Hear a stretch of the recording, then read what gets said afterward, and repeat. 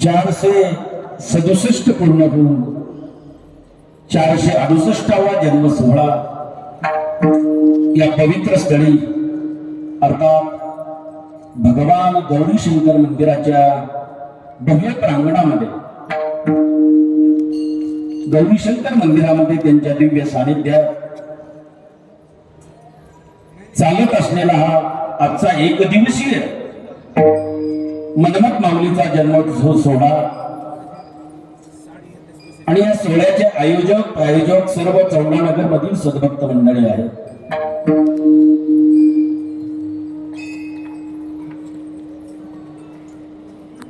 माऊलींचा सार्वजनिक जन्मोत्सव सोहळा 2026 या ठिकाणी ग्रंथराज परमदर्शी पारायण सोहळा संपन्न झाला.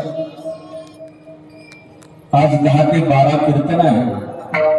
थोडा उशीर झाला तर परंतु बरोबर 12 वाजता आपण भस्म उधळण करणार आहोत. पुढचं चिंतन पुढे थोडस पाहणार आहोत. याची रूपरेषा अशी आहे. त्यामध्ये त्यानंतर पुढे लिंगेश्वर गौरी शंकर महिला भजनी मंडळाचा पावलाचा कार्यक्रम होईल आणि म्हणून या चालत असलेला एक दिवसीय मंगलमय सोहळा आणि आनंदीमय सोहळ्यासाठी उपस्थित मी कुणाचेच नाव न घेता पंचक्रोशीतील सर्व महिला भजनी मंडळ सर्वच भजनी मंडळ आलं. त्यानंतर आजच्या विवेचनासाठी आणि निरूपणासाठी अभंग जर कोणता घेतला असेल तर संत श्रेष्ठ लक्ष्मण महाराजांचा माऊलीच्या जीवनावर प्रकाश टाकणारा सुंदर चिंतनाचा ती अभंग आहे. आज एक वेगळं चिंतन आहे. ज्या माऊलीने पाया रचला त्यांचं नाव आहे मनमत माऊली आणि संप्रदायाचा कळस काढला त्यांचं नाव आहे लक्ष्मण महाराज. आणि म्हणून आजचं चिंतन पायाकडून कळसाकडे आहे.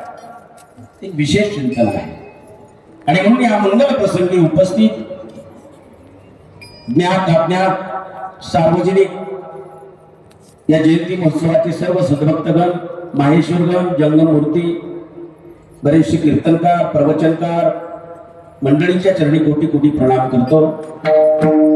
संप्रदायाचं वैभव, संप्रदाय ज्यांच्या जीवावर चालतो, संप्रदायाचे आधारस्तंभ असलेले म्हणजे कीर्तनकाराच्या नंतर नवे कीर्तनकाराच्या सोबत असणारे गायक वादक मंडळी आहेत. त्यामध्ये ज्यांनी पहिली गायन चाल केली तुमच्याच भागातली सुपुत्र या तालुक्याचे, ज्यांचं किनी गाव आहे, ज्यांचं माऊली संगीत विद्यालय या ठिकाणी आहे, असे ज्यांना आम्ही भजन सम्राट म्हणतो. शिवभक्तीपरायण आमचे वैजनाथ दादा मोठे उपस्थित आहेत. दुसरे गायक आमचे गुडमे सावकार उपस्थित आहेत. लांडगे आप्पा इथं हार्मोनियमला उपस्थित आहेत. नाही का, आम्ही निळकंठरावची वाट बघत होतो परंतु निळून नसला तर बाळू आहे, काय चिंता नाही. सुंदर वादन आहे, छोटासा बंगला आहे पण आपण समजून घेऊया. त्यानंतर सगळे महिला भजनी मंडळ आणि ज्यांना मला निमंत्रण दिले, मग आमचे रवी भाऊ असतील, राजकुमार भाऊ असतील, अभिंदे सर असतील आणि त्यांना साथ देणारी सर्व भक्त मंडळी सर्वच. त्यानंतर आता ज्यांचा प्रसादाचे अन्नदाते आहेत त्यामध्ये महाप्रसादाच्या दात्यामध्ये मला नाव दिसतात शिवभक्तीपरायण आमचे आदरणीय श्री मुस्ताफिरी सर, आदरणीय संगनगिरे सर आणि बळीरामजी हरगळे सर. या अन्नदात्यासाठी एकदा जोरदार टाळ्या वाजवा. आणि सर्व उपस्थित भजनी मंडळ, विनेकरी महिला सर्वच आल्या. आता बरंचसा असा वेळ कमी आपल्याला नावं न घेता अधिकच एका उकाण्यामध्ये नाव घेतो आणि पुढे चालतो. गौरीशंकर भगवंताच्या पिंडीवरती बेल वाकून सगळ्याच नाव घेतो. महात्मा बसवेश्वर आणि मनमत माऊलीचा मान राखतो. सर्वांचे नाव न घेता अधिकच आपण चिंतन पाहणार आहोत. आपल्याला बरोबर 15 मिनिटाच्या अगोदर पूर्व पेटिका घेऊन भस्म उधळण करायचे आणि पुढे अर्धा पाऊण तास कमी जास्त चिंतन करायचं आहे. आणि म्हणून त्या ब्रह्मांडनायक भगवान शिवप्रभूचं नाव घेऊन आपण चिंतन करूया. तुझे नाव रे गे गोरी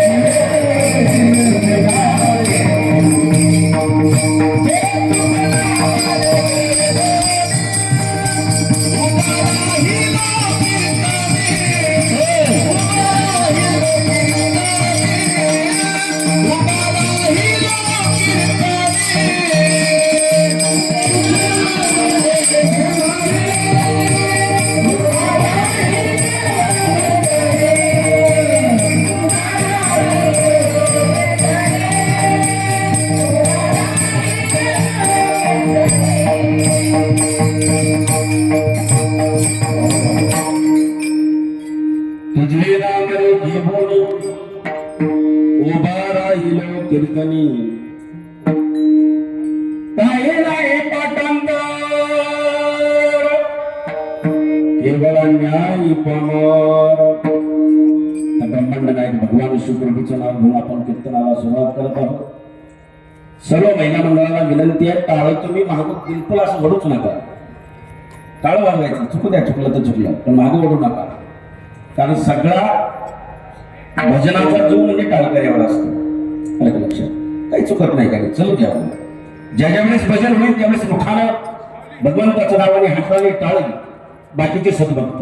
आणि म्हणून आजच्या चिंतनासाठी अभंग माझ्या लक्ष्मण महाराजांचा आहे.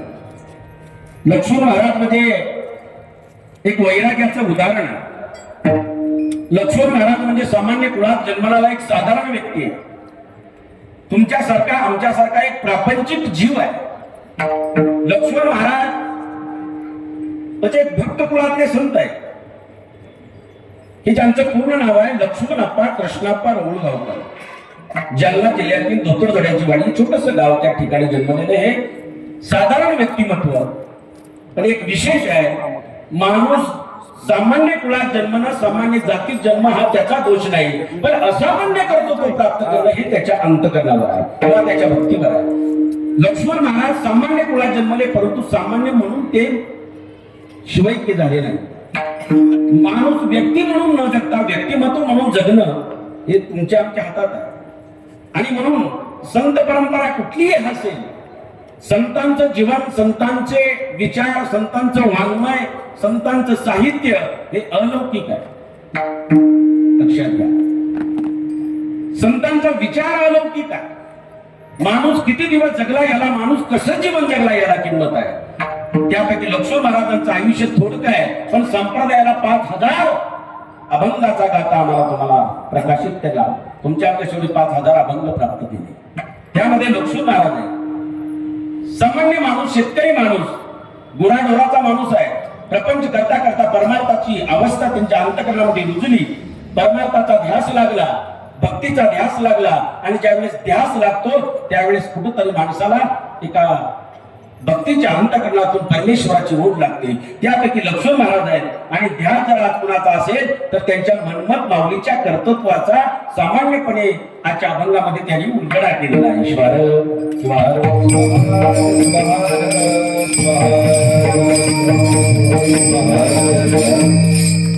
आणि म्हणून माऊलीचा थोडासा पूर्व इतिहास.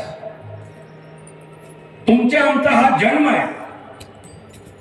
तुम्ही आम्ही जन्माला येतो, पण संत अवतार घेतात. लक्षात घ्या, सामान्य माणसाला जन्म आणि मरण कारण हे चालूच आहे. पुनरपि जननम पुनरपि मरणम पुनरपि जननी जठरे शयनम. पुन्हा जन्म मरण चालू आहे. आणि तुम्ही त्यापैकी तुम्ही आम्ही आहोत. जन्म तुम्हाला आम्हाला. पण हा प्रवास सुद्धा साधा नाही महाराज. शस्त्रामध्ये 4 युनिया सांगितल्या. अंडक, शोधक, जरायू आणि बुद्धिबीज 4 युनी येतात. एका युनीमध्ये 21 लक्ष वेळा फिरून फिरून फिरून फिरून तुम्हाला आम्हाला देह प्राप्त झाला. कारण माऊलींनी शिवपाठात सांगितले तुम्हाला आम्हाला माहित आहे. 84 लक्ष जन्म फिरक्या अवचित प्राप्त नरदेह देह. अवचित प्राप्त नरदेह. अवचित प्राप्त नरदेह. अवचित म्हणजे अलौकिक देह प्राप्त झाला नाही का. हे सगळ्यात मोठं भाग्य आहे. संतांनी अवचित म्हणजे अलौकिक म्हणलं पण आम्हाला अवचित कळालं नाही.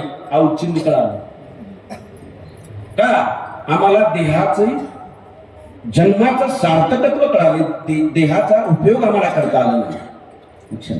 जन्म मिळणं पण मिळण्यापेक्षा कळणं गरजेचं आहे. कळण्यापेक्षा त्याचा विनियोग गरजेचा आहे. कशाला जन्म झालो किंवा कशाला जन्माला आलो याचं मर्म कळालं की जन्माचं सार्थक होतं.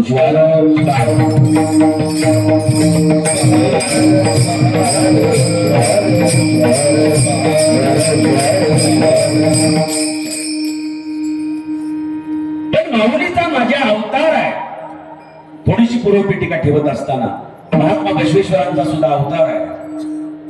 महात्मा बसवेश्वराचा अवतार म्हणजे नंदीचा अवतार आहे. त्याला बसव म्हणतो आम्ही. आणि माऊली म्हणजे बसवेश्वरांचा जन्म सुद्धा 3.5 मुहूर्तापैकी एका मुहूर्तावर आता येणार आहे पुढे. तो म्हणजे अक्षय तृतीय झाला आहे. आणि म्हणजे त्यांचा अवतार झालाय. मन्मथ माऊलीचा सुद्धा कार्तिक स्वामीचा अवतार आहे. आणि भगवान शंकराचे 2 सुपुत्र त्यामध्ये गणेश आणि कार्तिक आहे. शिवगणाने आज्ञा दिली की ज्या ज्या वेळेस धर्म रसातळाला जातो, धर्माचं खच्चीकरण होतं, धर्म सोडून लोक अधर्मानं वागतात, नीती सोडून अनीतीकडे जातात, विवेक सोडून अविवेकाकडे जातात, संस्कार सोडून असंस्कार छलपिढी निर्माण होते. त्या वेळेस काही संत अवतार घेतात. काय त्याचा उद्देश काय असतो. कारण मार्ग सोडून दुसऱ्या मार्गाला भरकट गेले की मार्ग दाखवण्यासाठी संधी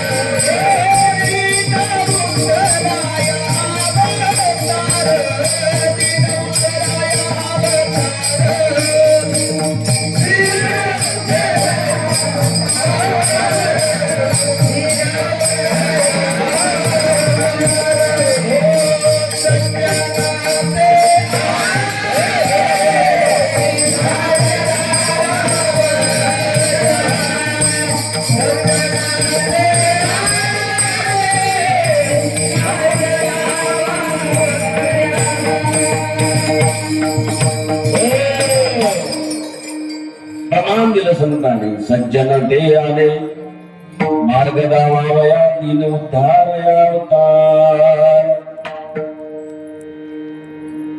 मार्ग दाखवणारे सज्जन असतात आणि त्याच्या विरुद्ध भूमिका दुर्जन असतात.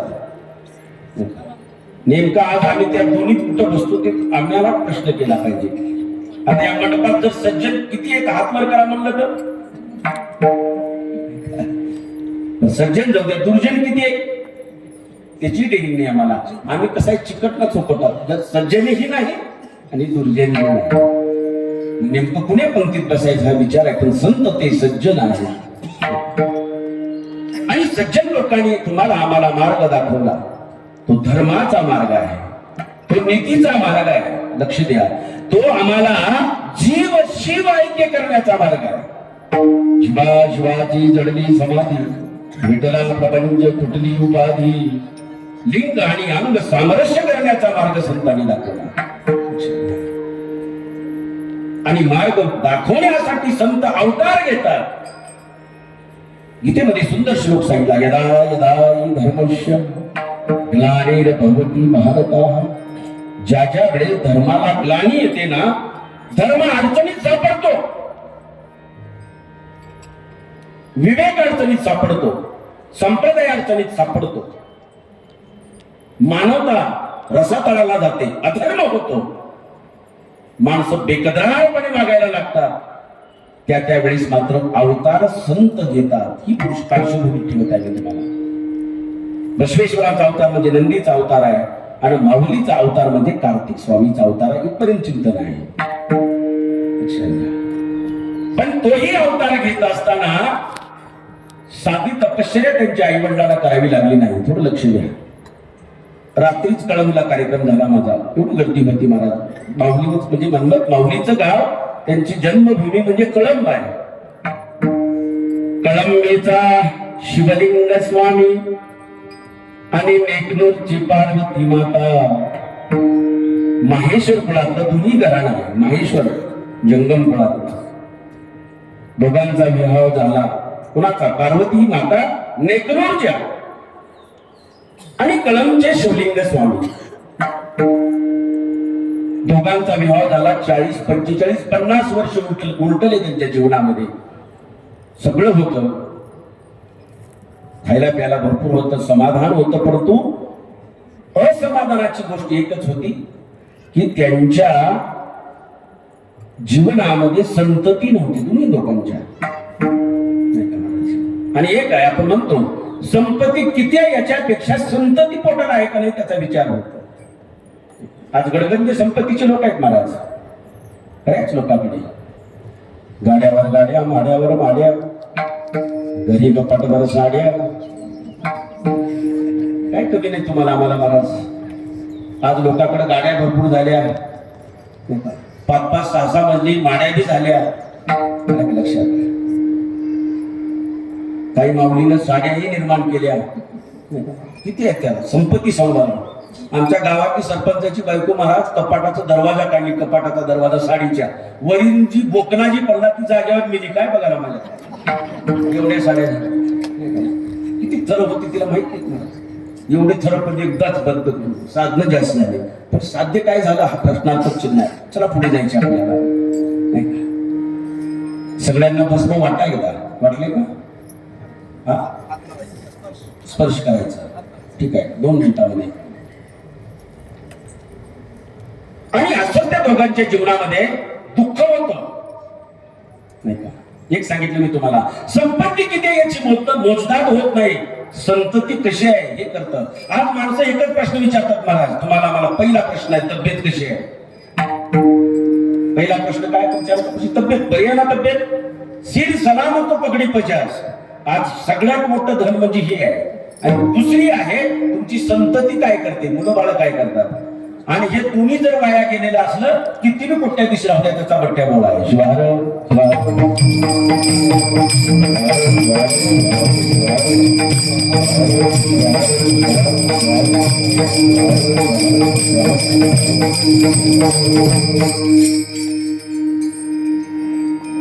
पोटाला संतती नव्हती. मग आता हे दुःख बोलून दाखवलं. मानव मठांकडे गेले. त्यांचं गुरुमठ कोणतं होतं? मानव. शिवलिंग स्वामी आणि पार्वती आई साहेबांचे मानव मठामध्ये गेले. त्यावेळेस हे सद्गुरू